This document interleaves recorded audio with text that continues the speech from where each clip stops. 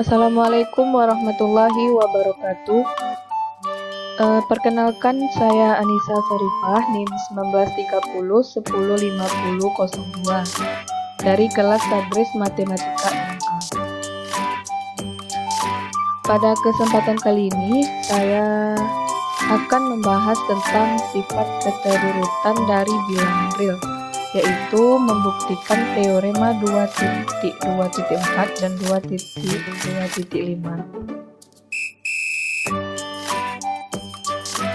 Untuk memenuhi tugas analisis real dengan dosen pengampu Ibunda Ika Metizamaris MSI. Baiklah, untuk teorema yang pertama yaitu 2.2.4. Kita misalkan A, B, C elemen dari bilangan real. Terdapat 3 pernyataan. Yang pertama, A lebih dari B lebih dari C, maka A lebih dari C. Untuk pernyataan yang kedua, cepat satu dari pernyataan berikut yang berlaku. A lebih dari B, A sama dengan B, A kurang dari B. Untuk pernyataan yang ketiga, A lebih dari atau sama dengan B, B lebih dari atau sama dengan A, maka A sama dengan B. Baiklah, untuk pembuktiannya pertama diketahui A lebih dari B, B lebih dari C, maka A min B elemen P dan B elemen C elemen P. Berdasarkan definisi 2.2.3. Di sini karena A itu lebih dari B, maka dituliskan A kurang B elemen P. Begitu juga dengan B lebih dari C, maka B kurang C elemen P. Berdasarkan teorema 2.2.1 bagian ini, maka A dikurang B ditambah B dikurang C sama dengan A ditambah min B tambah B dikurang C. Ini menggunakan sifat asosiatif. Min B ditambah B itu merupakan penjumlahan, merupakan inverse, sehingga menghasilkan 0. Selanjutnya A ditambah 0 menghasilkan dirinya sendiri. Ini merupakan sifat identitas dikurang C elemen P. Mengapa ini dikatakan elemen P? Karena A dikurang B ditambah B dikurang C tadi merupakan elemen dari P. Sehingga di sini tertutup terhadap penjumlahan. Akibatnya, berdasarkan definisi 2.2.3, maka A lebih dari C itu terbukti. Untuk teorema yang kedua, berdasarkan sifat trikotomi atau yang terdapat pada teorema 2.2.1 bagian I3, hanya satu dari pernyataan berikut yang berlaku. A dikurang B elemen P, A dikurang B sama dengan 0, min A dikurang B sama dengan B dikurang A elemen P. Mengapa di sini menjadi B dikurang A elemen P? Karena min ini tanda dari min ini dikalikan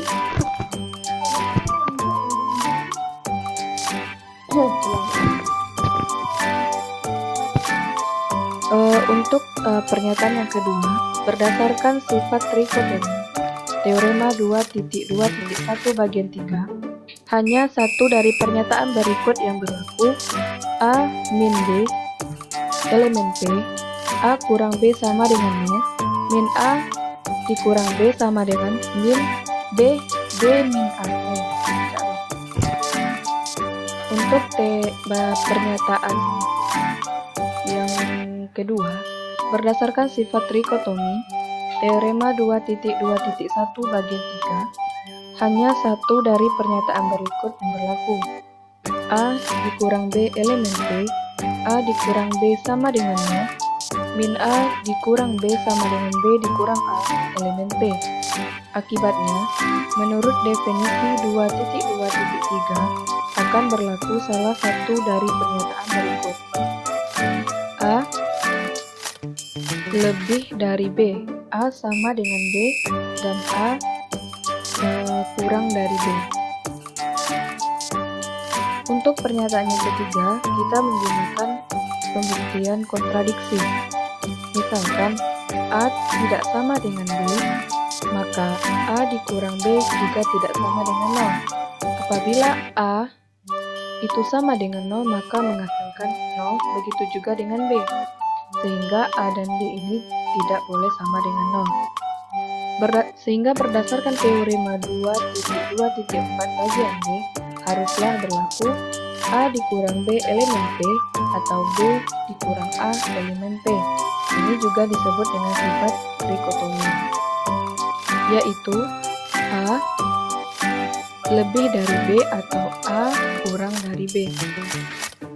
Hal ini kontradiksi dengan yang diketahui bahwa A lebih dari atau sama dengan B, B lebih dari atau sama dengan A.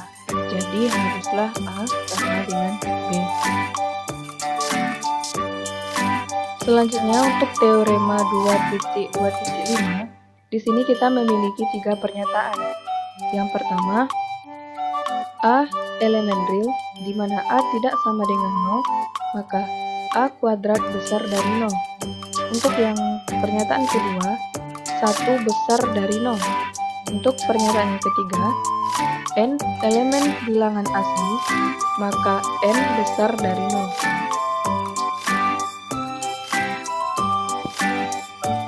Pembuktian untuk pernyataan yang pertama.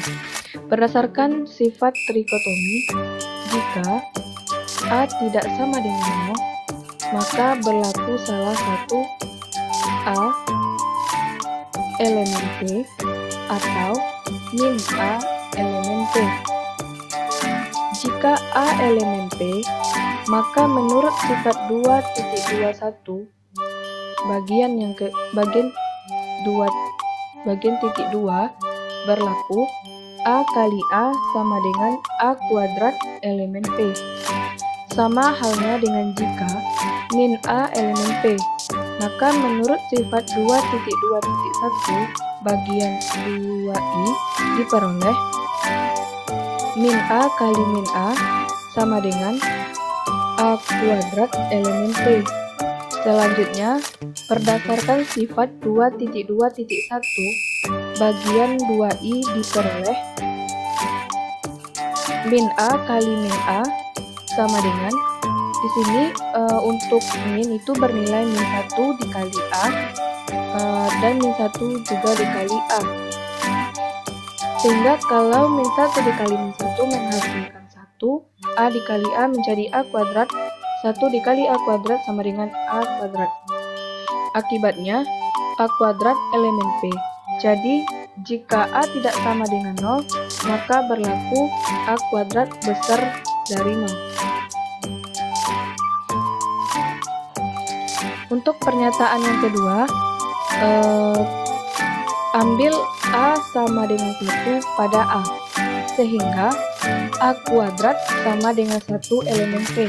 Jadi 1 besar dari 0. Untuk pernyataan yang ketiga, pembuktian menggunakan induksi matematika.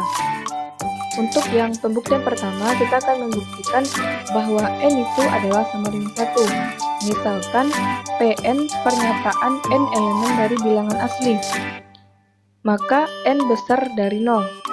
Berdasarkan teorema 2.2.5 bagian B, 1 itu lebih dari 0, maka benar Pn terbukti benar untuk N sama dengan 1.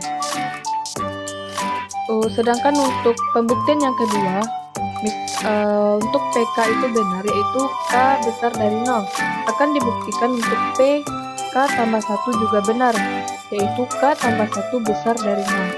Perhatikan bahwa 1 itu besar dari 0, dan K juga besar dari 0, maka K tambah 1 akan menjadi besar dari 0, maka PK tambah 1 juga benar. Berdasarkan prinsip induksi matematika, N elemen bilangan asli, maka N besar dari 0. Mungkin hanya sekian pembuktian teorema 2.24 dan 2.25 dari saya. Mohon maaf jika ada salah dan kata. Saya sudah dengan Assalamualaikum warahmatullahi wabarakatuh.